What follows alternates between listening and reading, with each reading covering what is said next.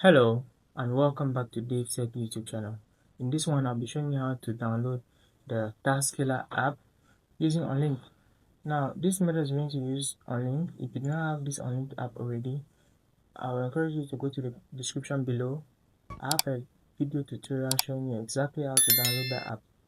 When you have the app installed, use your remote to navigate to it and click on the OK button to get in.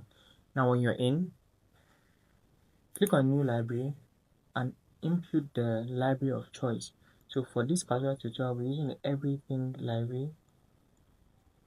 So type it exactly as you see on the screen, everything, and click enter. You come to the welcome page where you click enter as well, and you navigate down. I would like you to go down to tools. So go down and search for tools, and you see Task Killer right there. So click on the Task Killer once, and you see the download button appear. Click on the download button to begin the download. And be patient. Depending on your network connectivity speed, this will take you from a couple of seconds to just over a minute. When the download is complete, you will find this install app button right here. Click on it and you have this app install.